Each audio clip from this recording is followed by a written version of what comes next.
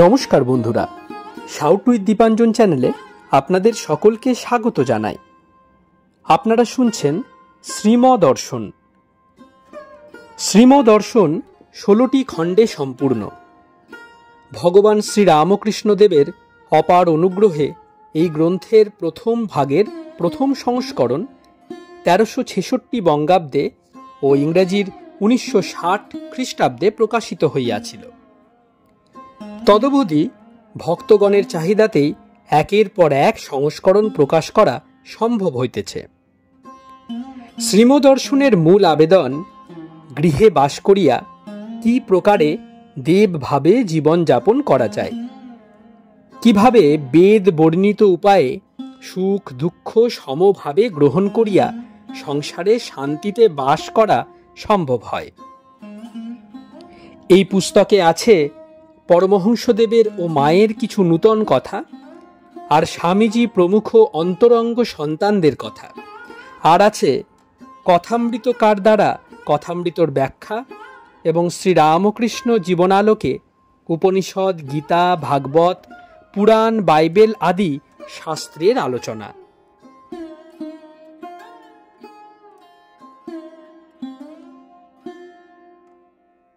আপনারা শুনছেন স্বামী নিত্যাত্মানন্দ বিরচিত শ্রীমদর্শন।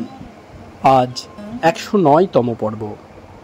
চলুন আজকের পর্বটি আমরা শুরু করি।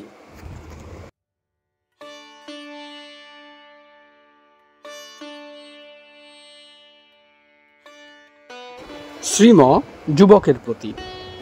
উঠুন, আপনি উঠুন, গাড়ির সময় হয়ে এলো। শ্রীমর প্রাণস্পর্শী কথামৃত পান করিয়া যুবকের সব ভুল হইয়া গেল।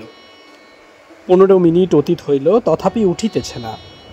পুনরায় শ্রীম বলিলেন, উঠুন উঠুন, আবার খেতে হবে। সকলের প্রতি। উনি আজ দেশে যাবেন, একটু বেরিয়ে আসছেন। প্রমত্তের মতো যুবক উঠিলেন। শ্রীমর পাদ স্পর্শ করিয়া সাষ্টাঙ্গ প্রণাম করিলেন। যুবকের মন যেন কে হরণ করিয়া নিয়াছে। যন্ত্রচালিতের মতো চলিলেন।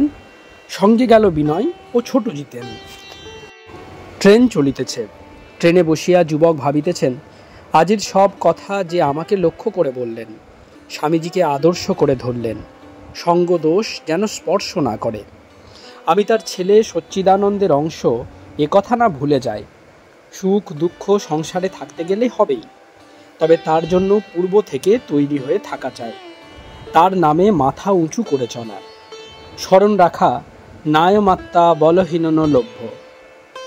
আর কর্মক্ষেত্রে জিত সঙ্গ দোষা অধ্যাত্ম নিত্যা, এই আদর্শ দিলেন। গাড়ি চলিতেছে, যুবকের মনও চলিতেছে। চলিতে চলিতে এক স্থানে যাইয়া স্থির হইল, আমি ঈশ্বরের পুত্র, এই মহাসত্যটিকে বাস্তব করিতে হইবে। 23 অক্টোবর 1923 খ্রিস্টাব্দ, 6 কার্তিক 1330 সাল, মঙ্গলবার, শুক্লা চতুর্দশী। চতুর্থ অধ্যায়। দক্ষিণেশ্বরে দোল যাত্রার দিনে শ্রীম।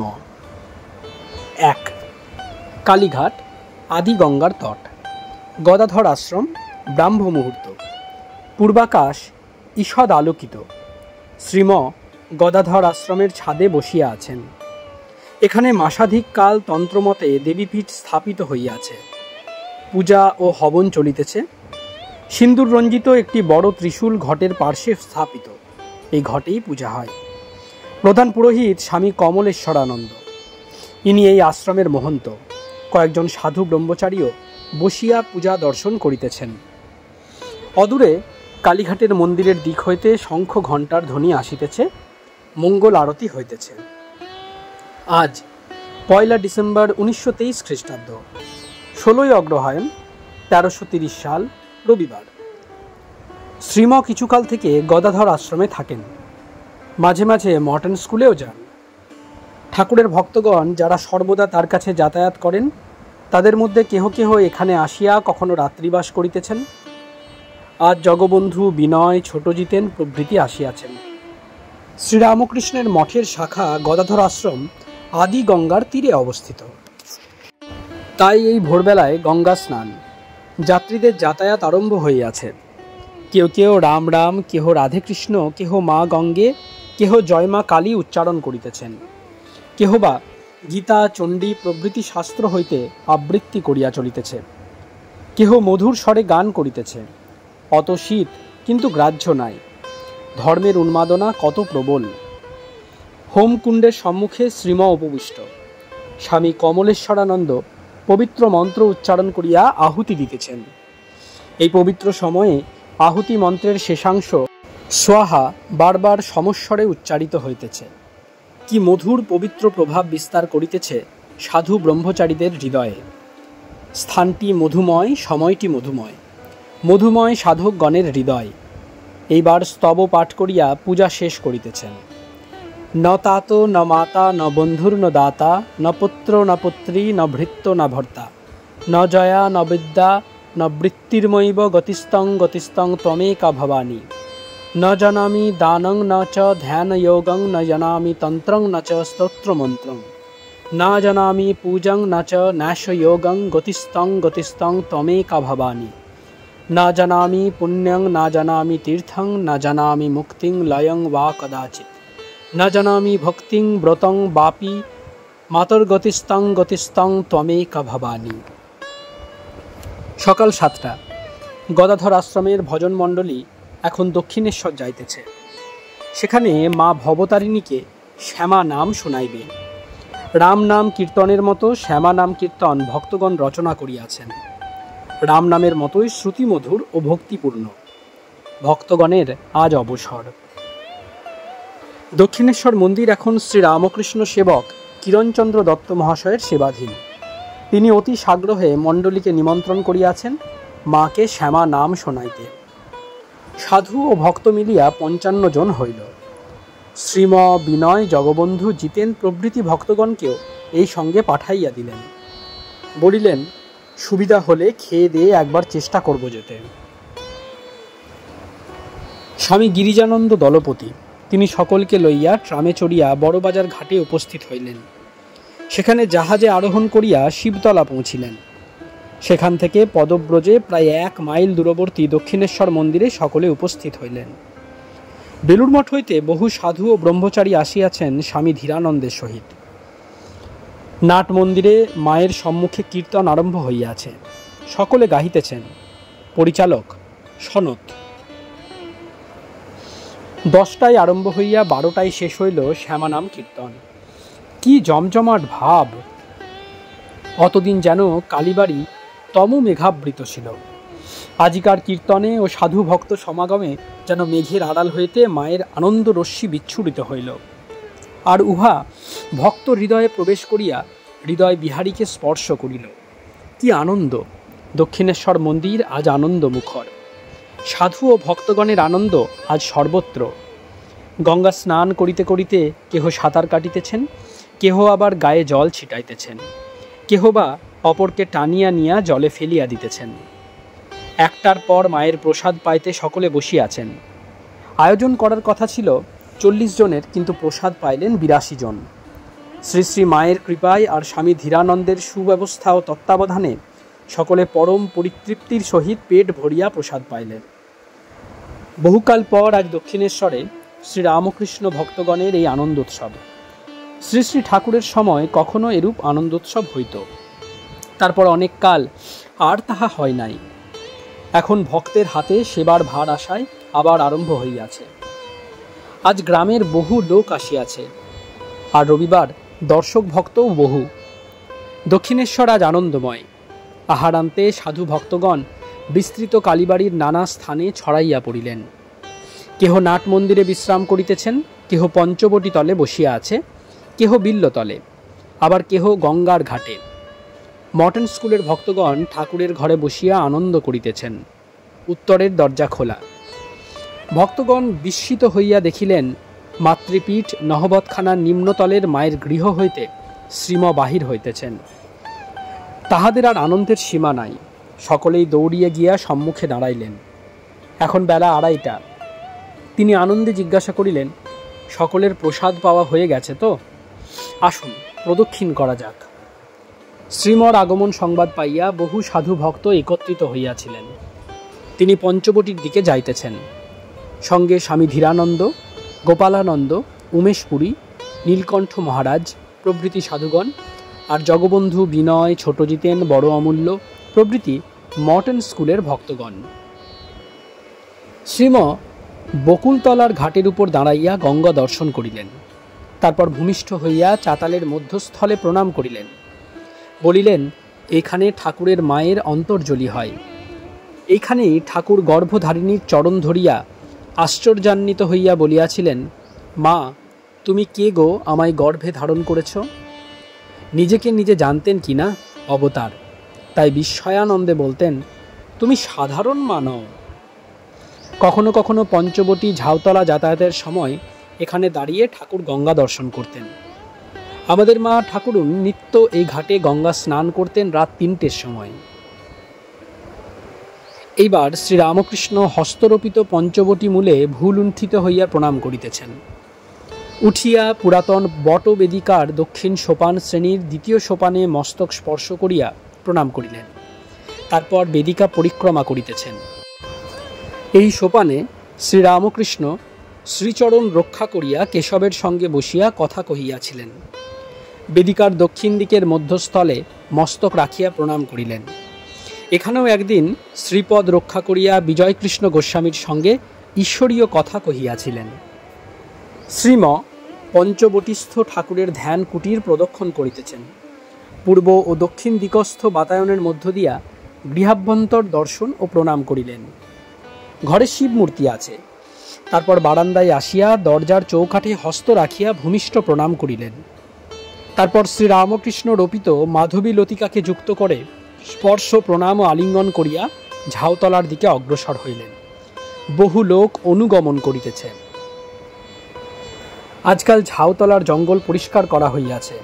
গঙ্গার দিকে ঝাউতলার রাস্তায় কিয়দ্দূর অগ্রসর হইয়া ঝাউতলার মধ্য দিয়া সোজা বিল্লদলে আসিতেছেন।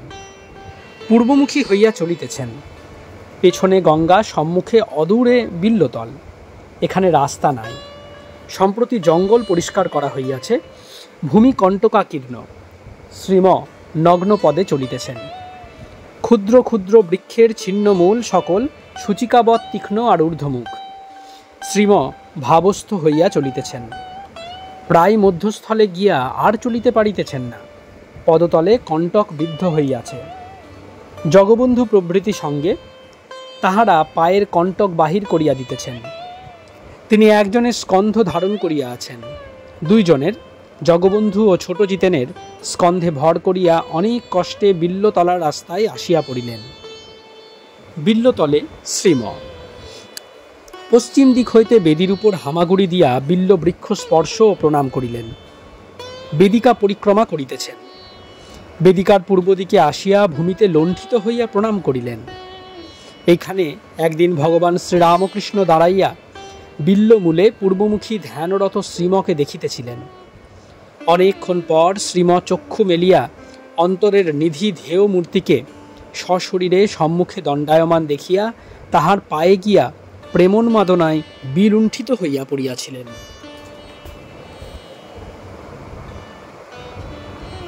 আজ 40 বৎসর হইয়া গিয়াছে, তথাপি যখনই এখানে আসেন এইরূপ ভাববিহ্বল হইয়া মাটিতে লুটাইয়া পড়েন।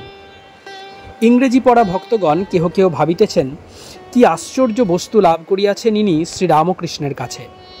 আধুনিক শিক্ষা, সভ্যতা ও ভব্যতার সকল বন্ধন ছিন্ন করিয়া ইংলিশম্যান শ্রীম একই করিতেছেন। পরম ধনকে হৃদয়ে জাগ্রত জীবন্ত লাভ করিলে বুঝি মানুষ অষ্টপাশ হইতে আপনি বিমুক্ত হইয়া যায়, যেমন সর্প ত্বক বিমুক্ত হয়। এক্ষণে শ্রীম বেদিকায় উত্তর দিক হইতে আরোহণ করিয়া বসিয়াছেন। দক্ষিণাস্য, সম্মুখে বিল্লবৃক্ষ।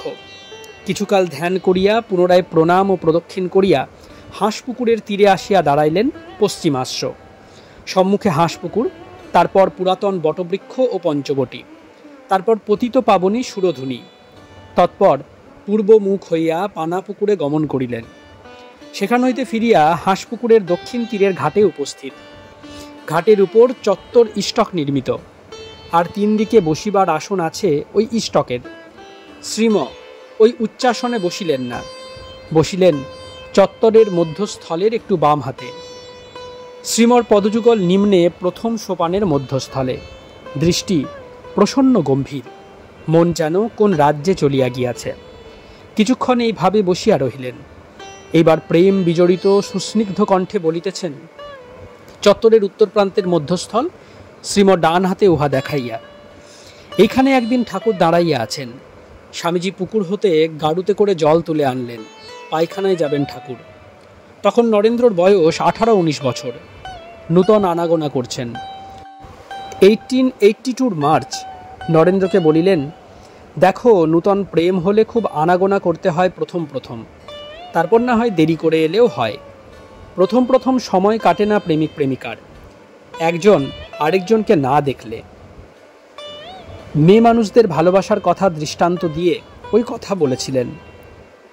42 ইয়ার্স হয়ে গেল, কিন্তু আমার মনে হচ্ছে কাল হয়ে গেল বুঝি।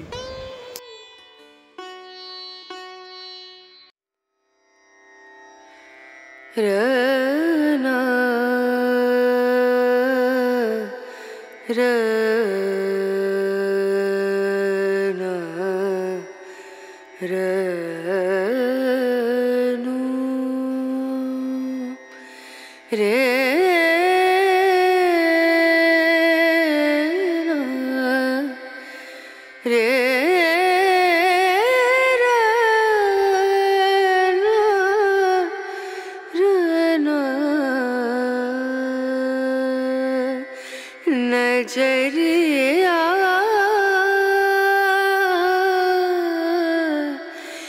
लागे नहीं कहीं, ओ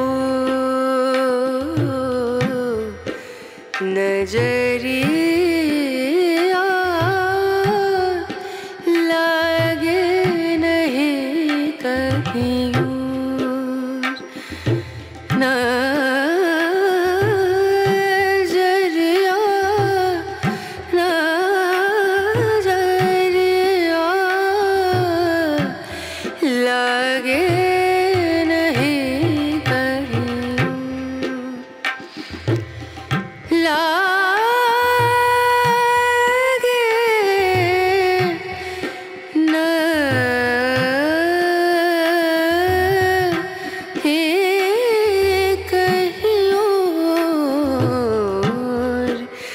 नजरिया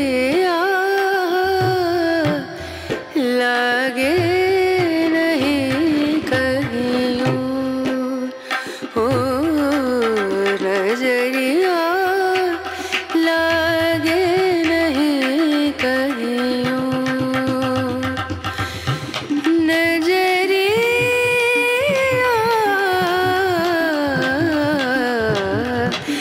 लागे कहीं लागे नहीं कहीं लागे नहीं कहीं ओ।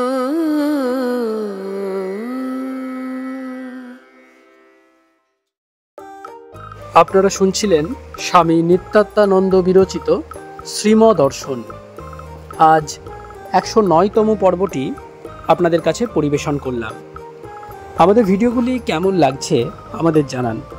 কোনো সাজেশন থাকলে তাও অবশ্যই জানাতে পারেন। আমাদের ভিডিওগুলি লাইক করুন, শাউট উইথ দীপাঞ্জন চ্যানেলটি সাবস্ক্রাইব করুন, ভিডিওগুলি বন্ধুবান্ধব ও পরিবার পরিজনদের মধ্যে শেয়ার করে দিন এবং প্রতিনিয়ত বিভিন্ন আপডেট পাওয়ার জন্য বেল আইকনটি অবশ্যই প্রেস করবেন। অনেক অনেক ধন্যবাদ।